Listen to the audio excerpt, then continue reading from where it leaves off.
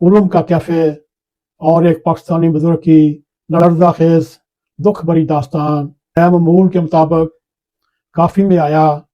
सामने खिड़की के पास एक बुजुर्ग बैठे हुए थे। चेहरा बता रहा था किसी इज्जत वाले दौर के उस्ताद या सरकारी अफीसर या यूं तलीम याफ्ता तबके से तल्लुक़ रखते, और उनकी आंखों की दनक से ऐसा एहसास हो रहा था कि जिंदगी के सफर ने उन्हें थका कर रख दिया। उन्होंने खुद ही मुझसे बात करनी शुरू की, आवाज में लर्जश जिसमें दुख की नमी थी और दुख का इजहार था, और जैसे सदियों के बिछड़े हुए किसी अपने को अपना जानकार, अपना सीना, अपना दिल हल्का करना चाह रहे थे। आखिरकार उनके सब्र का पैमाना लबरेज हुआ और यूं वो अपनी दास्तान सुनाते सुनाते मुझे ऐसे महसूस होने लगा जैसे वो जिंदगी के इस सफर से थक चुके हैं। जब मैंने उन्हें अपना तारुफ करवाया तो मैंने उनसे अदब के साथ कहा, गो मैं भी आपका हम उम्र हूँ, मगर आप मुझसे कोई 10-15 साल बड़े होंगे। बताइए मैं आपकी मदद क्या कर सकता हूँ, मैं आपकी क्या तकलीफ दूर कर सकता हूँ। उन्होंने आह भरी, फिर ऐसा लगा जैसे बरसों से जमा किया हुआ लावा बह निकला। कहने लगे, जर्मनी ठीक तो है मगर दिल पाकिस्तान में छोड़ा हुआ है। उन्होंने बताया, मैंने अपनी औलाद के लिए सब कुछ छोड़ा, तन्हा जर्मनी आने की आरज़ू थी, वो मैं आया, और बच्चों के लिए मैं कोई 40-45 साल जर्मनी में सड़कों पर धक्के खाए और सड़कों पर काम किया और होटलों पर बर्तन मांजे, और नहायत दुख भरे अंदाज में वो अपनी दास्तान सुनाते सुनाते निडाल हुए।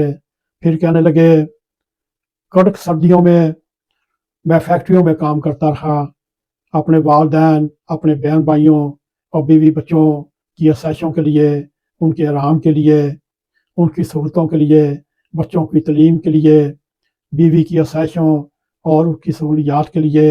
हत्ता कि मैं 5-6 साल के बाद जब मुझे नेशनलिटी मिली, मैं फिर रेगुलर हर 2 साल बाद या साल बाद पाकिस्तान भी जाना, और हर बहन भाई, माँ बाप, बच्चों और बीवी के लिए तवाइफ और सब कुछ लेकर जाना। मगर इस वक्त जर्मनी में मैं अकेला हूँ। बस इस वक्त जब मैं अपने माजी की तरफ नजर दौड़ाता हूँ तो वो सारा ज़माना, वो सारा समा, वो सारा वक्त मुझे याद आ जाता है। कहने लगे, जर्मनी तो ठीक है मगर दिल पाकिस्तान छोड़ आया हूँ। और यूं वो कहते रहे, मैं सुनता रहा, उनके आंसू गिरते रहे, वो आंसू जैसे मेरे दिल पर उतरते रहे। कहने लगे, मैं अपनी औलाद के लिए सब कुछ छोड़ा, जर्मनी आया, मजदूरी की, हर किस्म की तकलीफ उठाई, यहाँ के ठंडे मौसम से नहीं डरा, यहाँ की ज़बान से नहीं डरा, बस एक खौफ था, बच्चों का सुनहरा मुस्तकबिल खराब ना हो, ना डूब जाए, और ना उनका आने वाला वक्त मुश्किलात से घिरा हो। यूं मैं अपने बहन भाइयों, माँ बाप, बीवी बच्चों की खातिर जर्मनी में जिद्दोजहद करता रहा।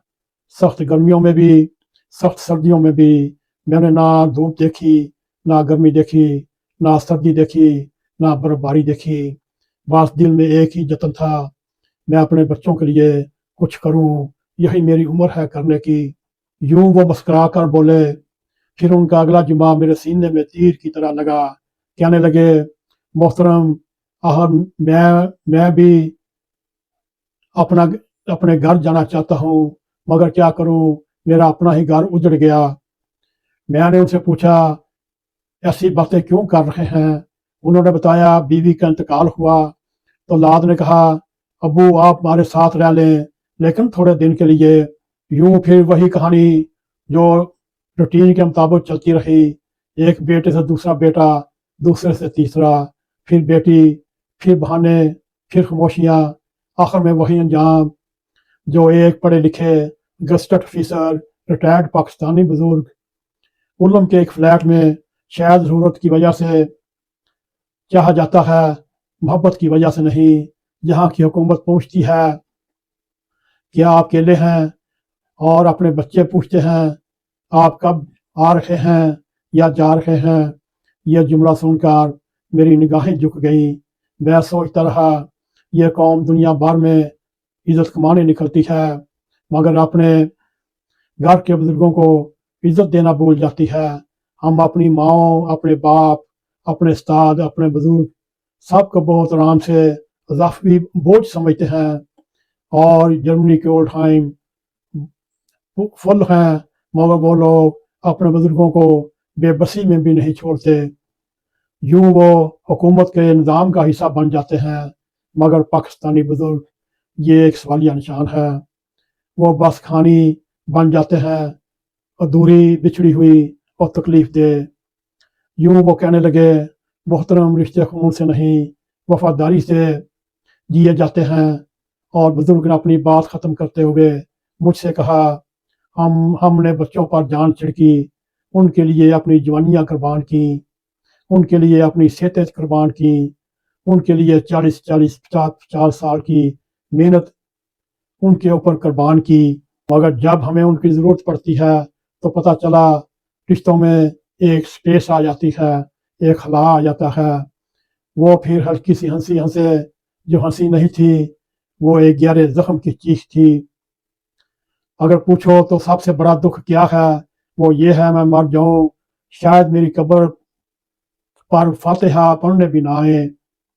اسی لمحے مجھے محسوس ہو رہا تھا میرے آگے پڑی ہوئی کافی ٹھنڈی ہو چکی ہے، مگر اس کی باتوں کا درد وہ تو ابھی بھی دہک رہا تھا۔ یہ صرف ایک بزرگ کی کہانی نہیں، ایسے لاکھوں پاکستانیوں کی چیخ ہے۔ NAQ-TV4 کی جاری صبر رپورٹ میں یہی ہمیں بتا رہی ہے۔ یورپ میں رہنے والے پاکستانی بزرگ بڑھتی ہوئی تنہائی کا شکار ہیں۔ ان کی اولاد مصروفیت کے نام پر محبت کی ذمہ داری چھوڑ چکی ہے۔ انہیں پیسہ، سہولت، کھانا سب مل جاتا ہے لیکن انسان ہونے کا ساس کوئی نہیں دیتا۔ اور یہ سب کیا ہے؟